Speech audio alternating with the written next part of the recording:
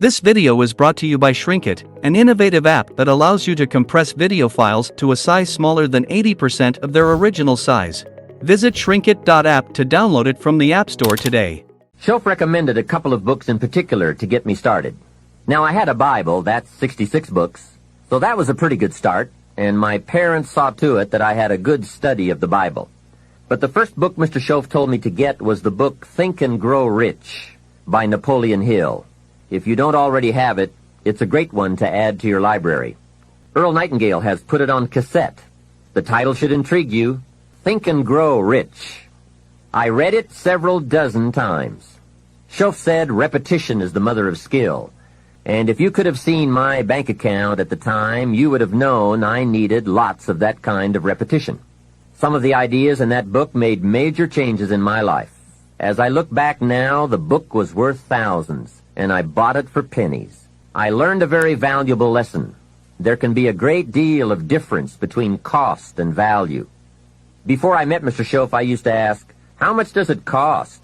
After I met him, however, I soon learned to ask, how much is it worth? I started basing my life on worth instead of cost, and everything changed. So that was one book he recommended, Think and Grow Rich. The next book he recommended I get was a book on nutrition. Shof said, study nutrition. Vitality plays an important part in doing well. Some people don't do well because they don't feel well. It's not that they're not intelligent. It's that they're ill. They don't have the fire and the vitality to do well. So he really got on me about nutrition. Now, some of those health books are a bit weird, but you can separate out the weird stuff. There are cassettes on nutrition, too. Remember, don't be a follower, be a student. Someone says, I read this book. Should I follow? And the answer is no. Read at least 2 books and make up your own mind. Don't be a follower, be a student. So take care of yourself. There's a Bible phrase that says, many times the spirit is willing, but the body's weak.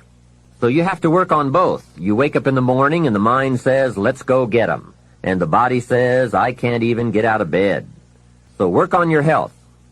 A person's library of books and cassettes reveals his or her most dominant desires.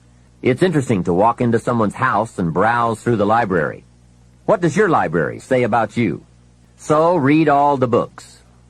Now here's good news. You don't have to read them all at once.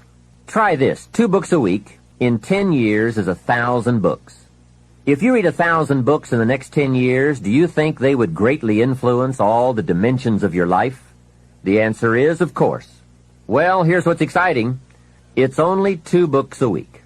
However, I would suggest if you haven't read 2 books a week for the last 10 years, you are about 1,000 books behind. Can you imagine the incredible disadvantage it will be 10 years from now to stride into the marketplace 1,000 books behind? For some confrontations, you won't be a match. And for some opportunities, your knowledge will be too lacking. For some values, your philosophy will be too shallow. Missing skills, missing knowledge, missing insights, missing values, missing lifestyle. It could happen if you don't read the books.